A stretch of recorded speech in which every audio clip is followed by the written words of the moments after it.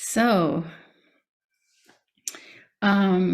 we have, over the last weeks, been exploring the ways in which we feed ourselves, our ancestors, and the future generations, and even our Sangha, with the food that we eat and what we absorb through our senses, and the ways in which we feed our volition or our actions. And today we will begin to look at the ways in which we feed our consciousness. And Thich Nhat Hanh says there are many good things present in each of our consciousness, like concentration, insight, loving kindness, joy, wisdom. And practicing mindfulness is a way to nourish these seeds of goodness so that they grow into wholesome gifts for the world. And mindfulness is really good consumption. And as humans, we habitually feed our consciousness with the thoughts that are passing through our mind, with the feelings and emotions that we dwell on, and the environments in which we spend time. Unconsciously, we absorb the good things as well as the bad things. And through mindfulness practice, we strive to make our unconscious conscious by becoming aware of what we are feeding on and in any given moment, and what is being fed to us by the world around us. Studying this aspect of the mindfulness training, I realized that my consciousness is fed through my focused attention. And my consciousness seems to have like this continual desire to be fed. And so my attention responds by focusing. And sometimes I'm aware of what I'm focusing on, and sometimes I'm not. I'm just not paying attention to what is being fed into my consciousness. And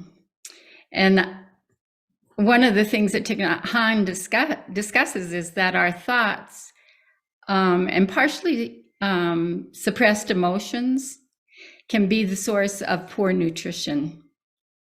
Many of us have developed a habit of going back to the past and re-experiencing painful experiences again and again, and always bringing them up into the present. And some of these things happened days ago, and some of them happened weeks ago, and some of them even happened like decades ago, and we're still like ruminating on them and bringing them forward. And this kind of mind obsession with the past creates a kind of prison, preventing you from enjoying the wonders that are available in life in this present moment. And when you allow your inner focus to ruminate on past suffering, keeping that suffering present, you are actually cut off from the goodness of the moment, which could be feeding your well-being. So mindfulness practice facilitates your release from this prison of rumination. And each time you become aware that your mind is replaying the pain of the past and all the accompanying emotions, you can make a concentrated effort to notice something that is healthy and wonderful right in front of you right now.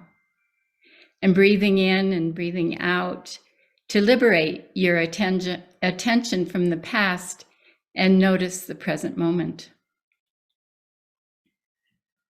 You might bring your attention to a part of your body that is working well and not aching, to music that you love, to feeling the breeze on your skin, or taking time to smell the food that you're about to eat.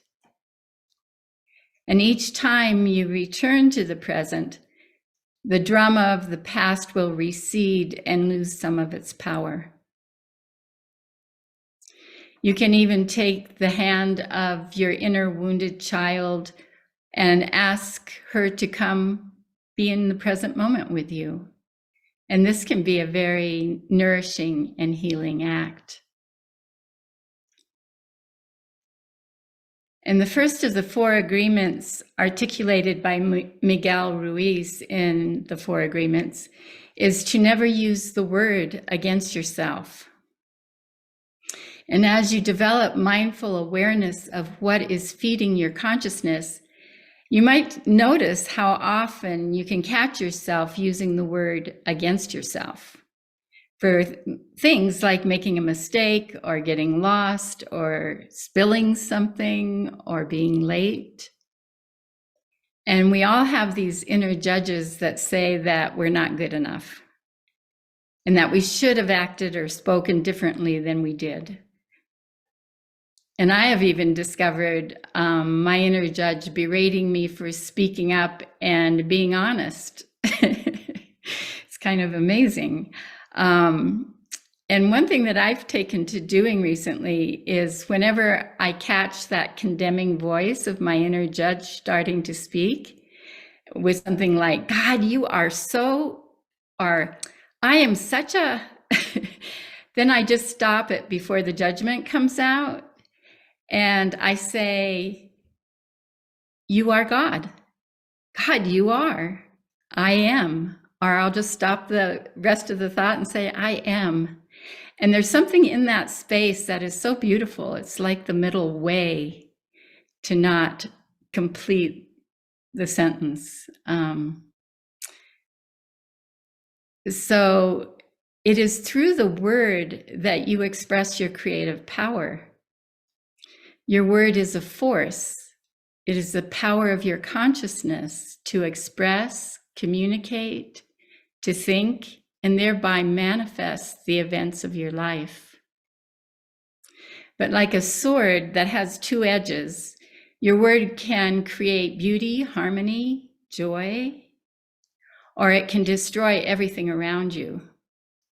Misuse of the word creates a living hell. So depending on the words flowing through your thoughts and your mouth, you will either enslave yourself or set yourself free. And you will either use the word in an attempt to enslave others or to set them free. And there is also the food of collective consciousness. And when we are together practicing mindfulness as a group, we produce a collective energy of joy and compassion. And if, however, you are in a group or a neighborhood where people are fearful and angry and violent and hateful, then you and everyone around you will consume this food and will begin to react similarly, expressing anger, fear, and violence. And it's only when we are nourished and strong enough that we can help transform such negative environments. It takes a deep commitment to mindfulness to remain in equanimity and peace when violence swirls around us. And when we do have mindfulness, concentration, and insight, we are rich people. We are able to produce happiness for ourselves and for others.